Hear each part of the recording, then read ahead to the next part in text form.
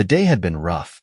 As always, I came home later than usual, hands covered in grease, clothes smelling like the garage, my head buzzing from the constant noise. All I wanted was to have dinner and collapse into bed. The garage light was on. That was strange. I knew Lucy hated going in there. Dust, tools, oil on the floor. She usually stayed far away from my kingdom.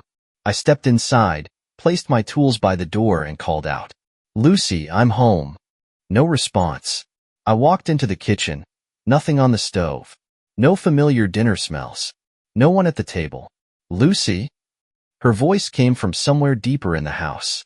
In the garage. I felt an odd irritation. Why would she suddenly decide to spend the evening there? When I opened the garage door, she was standing at my workbench, sorting through my tools. A wine glass was in her hand. "Hi," she said, not looking at me. "Hi." I tossed my keys onto the shelf, squinting. "What are you doing in here?" She took a sip, as though she hadn't heard me. Thinking? Here? I stepped closer. "You hate the garage. Why not? You're hardly ever here. At least here, I can feel free." Her tone was soft, but there was a cold edge in her words. Something tightened inside me. "What are you trying to say?" She looked at me, a strange mix of weariness and annoyance flashing in her eyes. "Pete, what else am I supposed to do? You only come home to sleep. The rest of the time, she gestured vaguely, at work. Are you serious?" I scoffed, trying to suppress my growing frustration. "You know why I work so much. I do this for us. For this house. For a house you're barely in?" Her voice sharpened. "Pete, do you realize I'm not even part of the picture anymore? You work for the house, for the car, for everything, except me." I stepped closer, placing my hands on the table, staring her down. "That's not fair, Lucy. I'm trying. I'm doing everything I can to give us a good life. And me?" She set the glass on the table, nearly spilling its contents. "Have you ever asked what I want?" "What do you want, Lucy?" I nearly shouted, standing upright. "You want me to quit my job? Live on air and water?" "I want you to be here. To at least notice that I'm here." "Notice?" I laughed, but there was no humor in it. "Lucy, do you hear yourself? All this time, I've been working for us, and you're saying I don't notice you?" She shook her head, her shoulders slumping. "You just don't get it." "What don't I get?" I slapped the table with my palm. "Tell me, Lucy.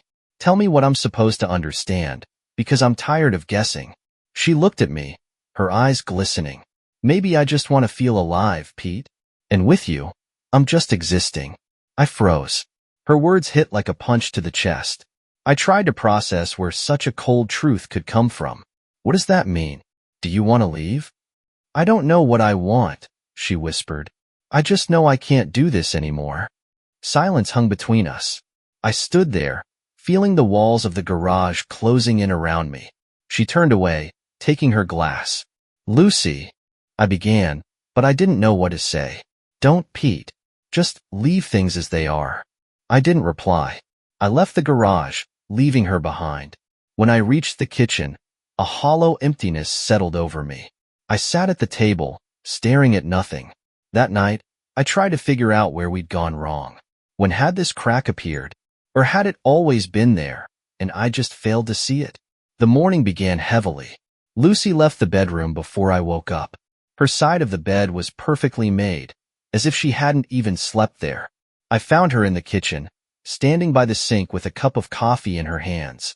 She stared out the window, but her gaze seemed distant, as though her thoughts were miles away from our small home. "Good morning," I said, trying to keep my voice soft. She turned her head but didn't smile. "Morning." Silence hung between us again. I rubbed the back of my neck, unsure how to start a conversation. Usually, I'd eat breakfast in silence and rush off to work, but something made me linger today. "Lucy, listen." I sighed. "I want to talk." She set her cup on the counter and turned to me.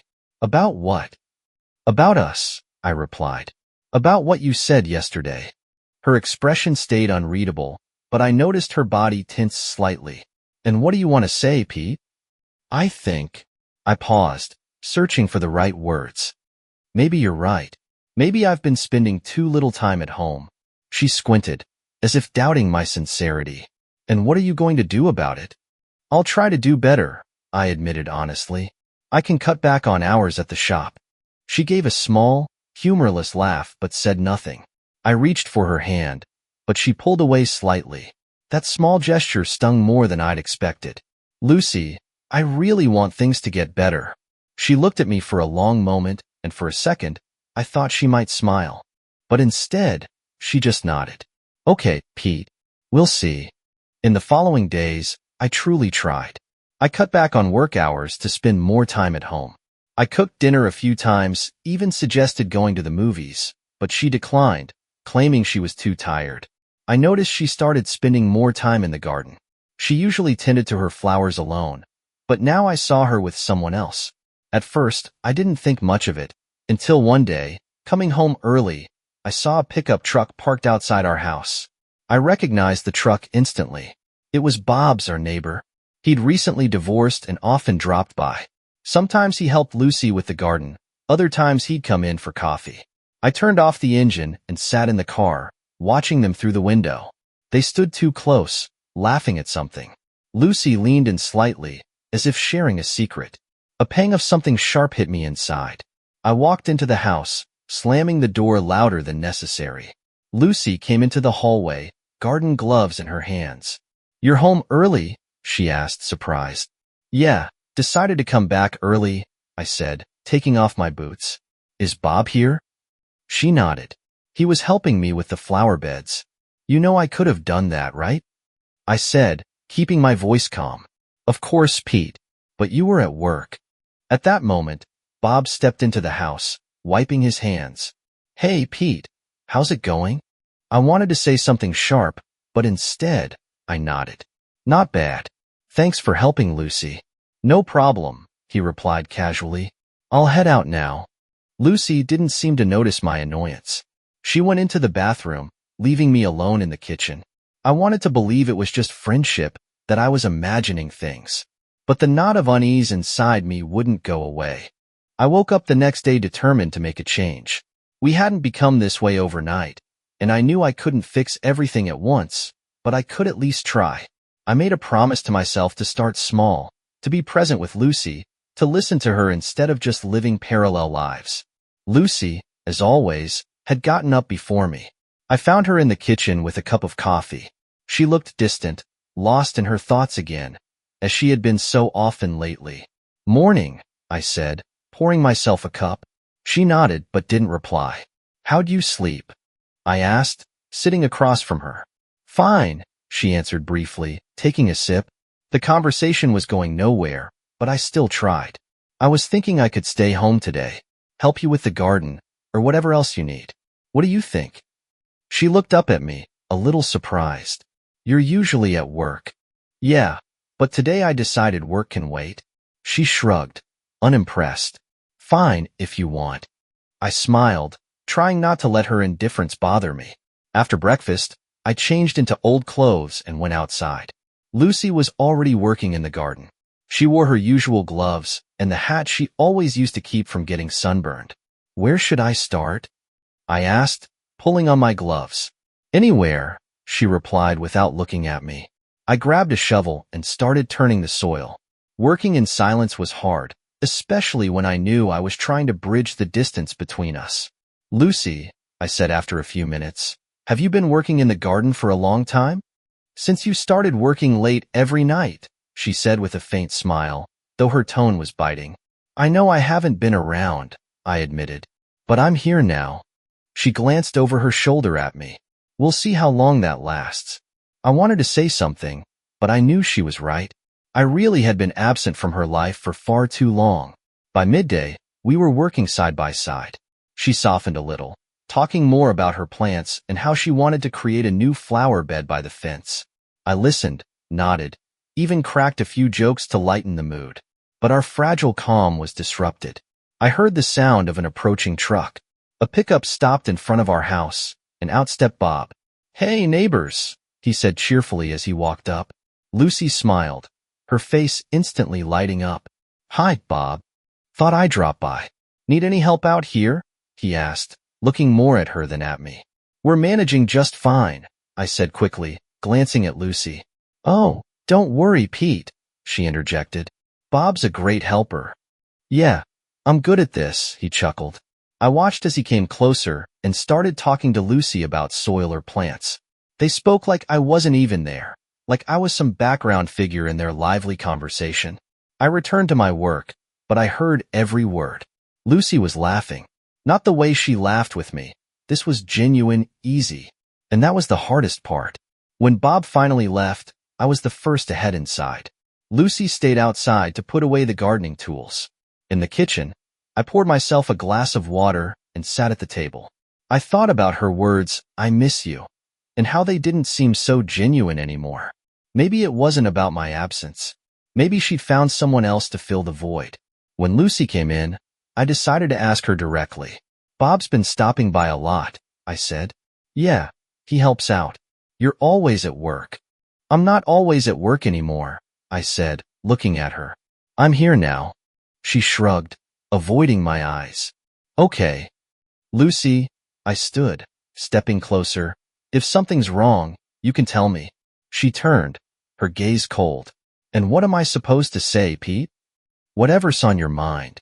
She sighed and sat down at the table. "I'm just tired." "Tired? Of what?" "Everything. You, us." She trailed off, as if afraid of her own words. "Of this endless attempt to fix things. Is that so bad?" I asked, feeling the tension rise. Sometimes it feels like it's better to leave things as they are than to keep trying to glue together something that's already broken. Her words hit harder than I was prepared to admit. "This isn't just something, Lucy. This is our life." She stood, glass of water in hand. "Maybe it is for you." She walked away to the bedroom, leaving me standing in the middle of the kitchen. I was alone again, and the only thing I felt was that the harder I tried to be present, the more she seemed to pull away. From the morning Bob had joined us in the garden, I couldn't shake the feeling that I was being pushed out of my own life. Lucy said she missed having me at home, but every time I tried to be there for her, she seemed even more distant. Her words didn't match her actions, and Bob's frequent visits were becoming an infuriating habit. I tried to silence the doubts, convincing myself there was nothing wrong. Bob was just a neighbor, someone helping out. And Lucy wouldn't do something like that. She was my wife. But the doubts gnawed at me. The next day, I decided to see for myself. The plan was simple. Leave the house as if I were heading to work, then come back unexpectedly in the middle of the day. If nothing seemed off, I'd laugh at my own paranoia.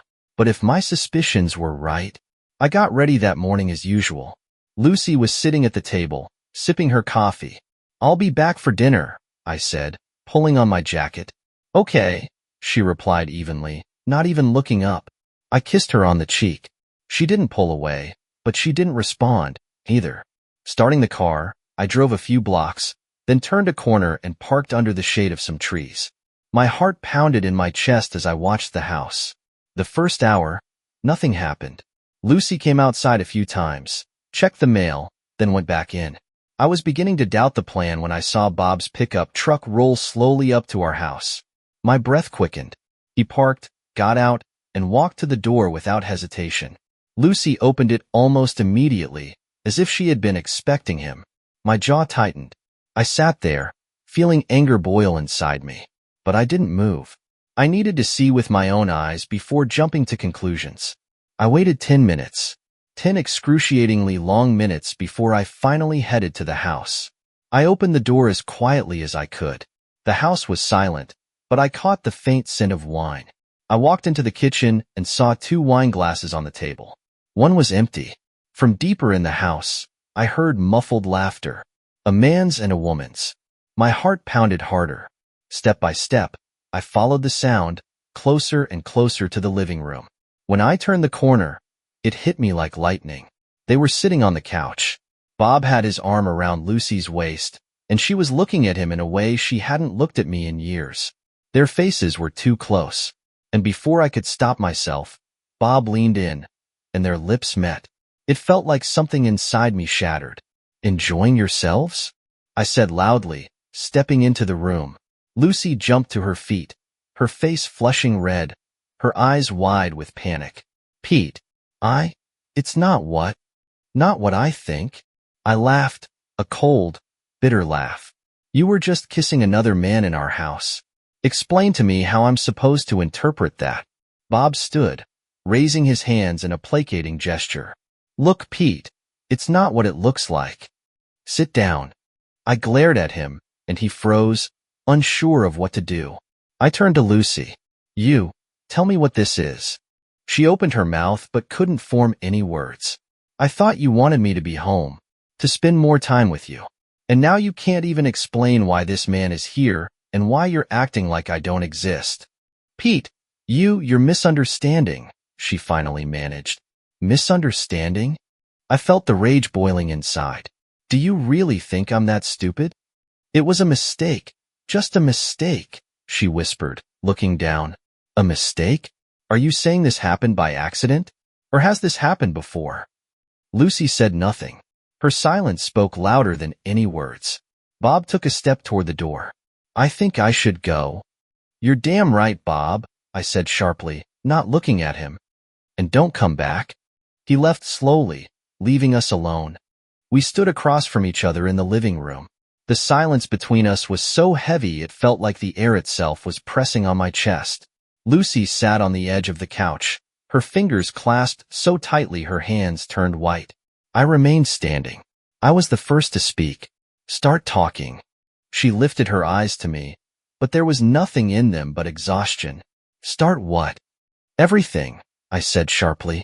Tell me everything, Lucy. How did we get here? She sighed and rubbed her temples.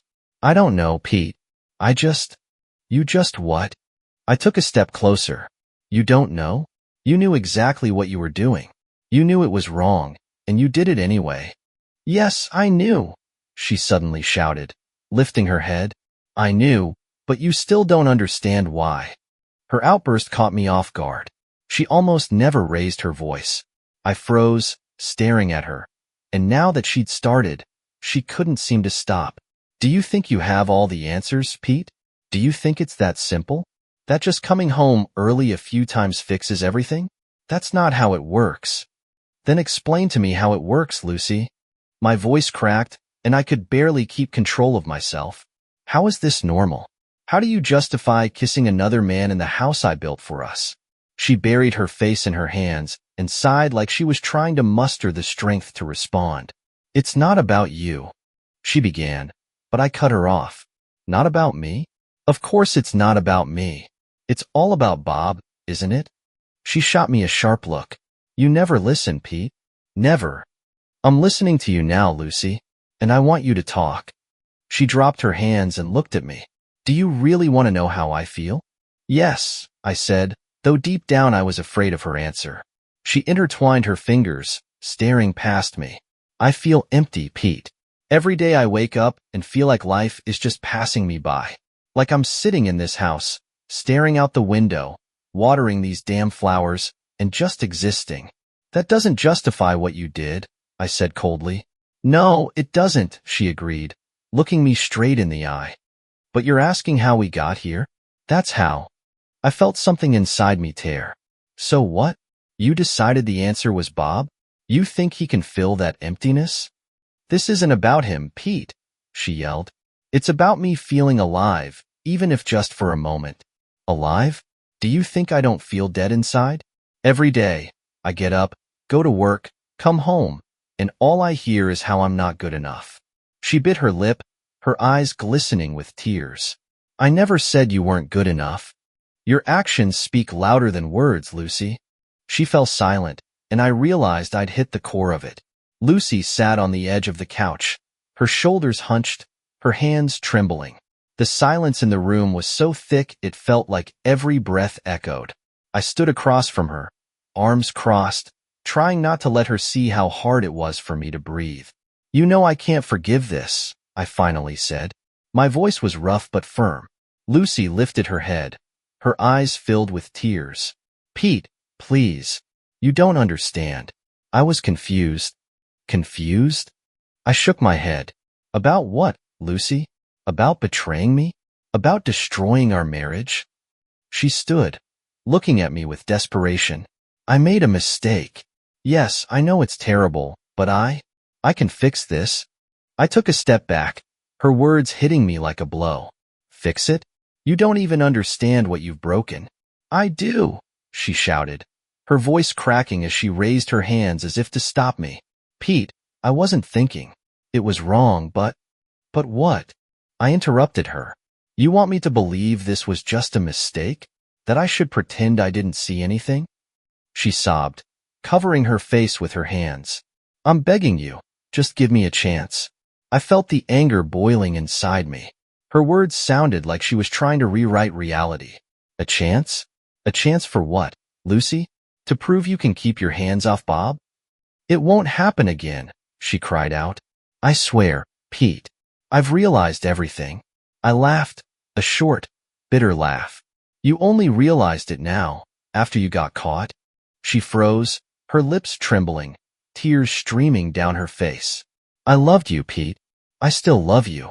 Those words were like a knife to the back.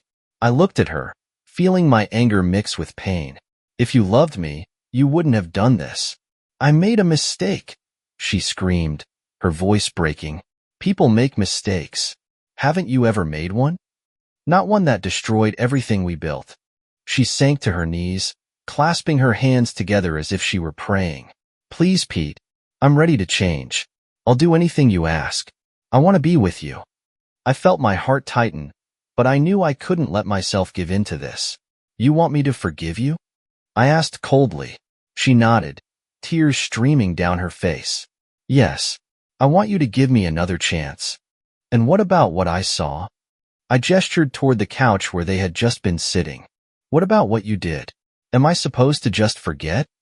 No, but we can start over, Pete. I can be different. I can be better. Lucy, I sighed, looking at her.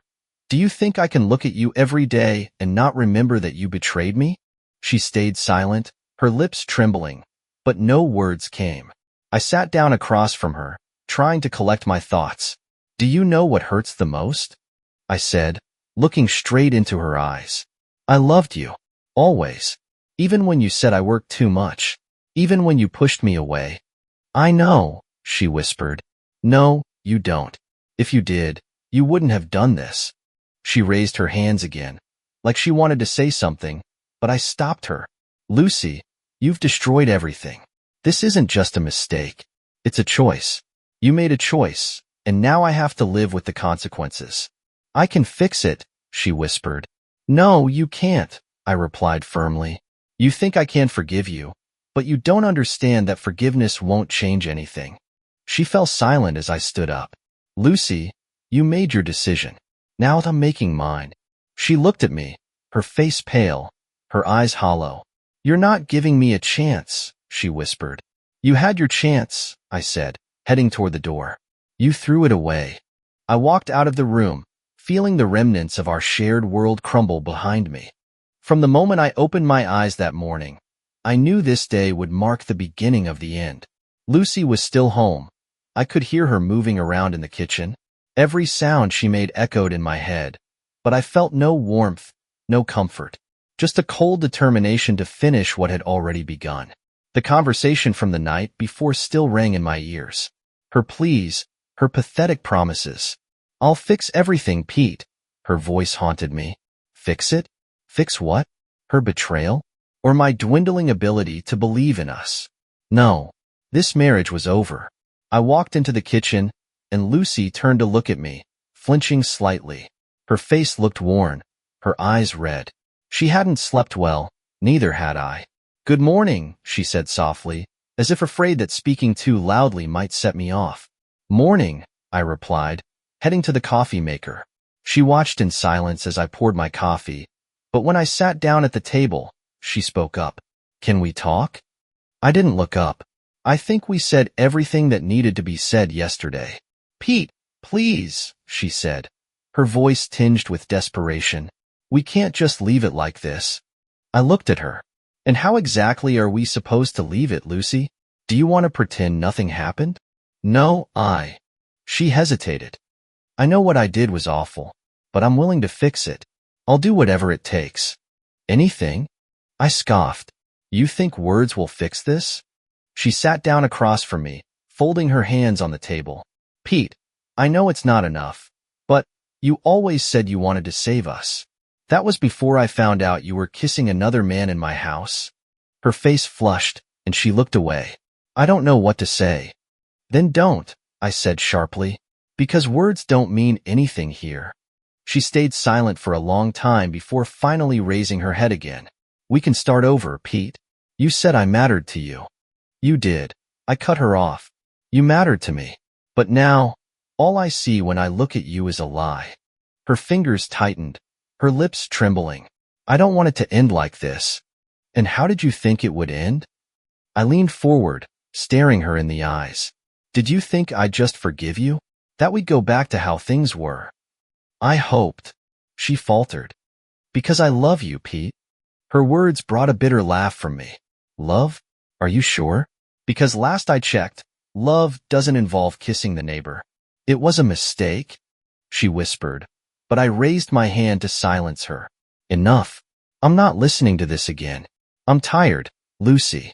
Tired of your excuses, tired of your promises that mean nothing. She started crying again, but I felt no pity, just coldness and emptiness. When her sobs finally subsided, I stood up and looked down at her. There's no future for us, Lucy. Don't say that. She stood, gripping the edge of the table. Pete, please give me a chance.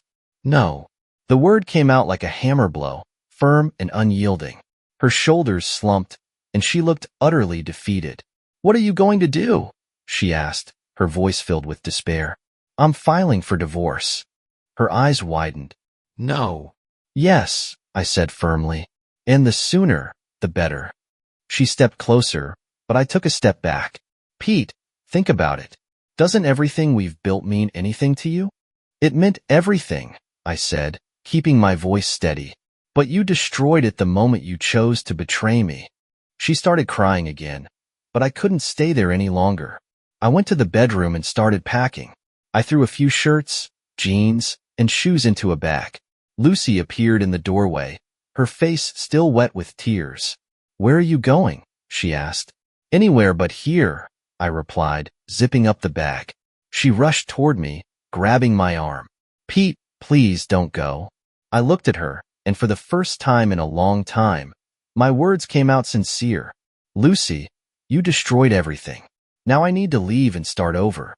Without you. She stepped back, and I walked out, leaving her standing in the empty room.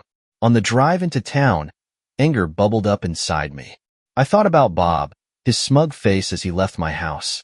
He probably thought he'd gotten away with it. No, I wouldn't let that happen. At the bus stop, I saw a few neighbors gathered. I approached them and nodded toward Bob's house. You know who he really is? I asked. The people looked at me curiously, and I began to tell them everything. The divorce went through faster than I expected. Lucy tried to argue, saying she needed support, that we could at least keep the house for the sake of the memories. But her words rang hollow, just like her promises. I hired a good lawyer who picked our case apart piece by piece. Lucy had no defense. Her infidelity, lack of a job, and indifference to what had once been our marriage worked in my favor. The court sided with me. I got the house, the car, and all of our shared savings.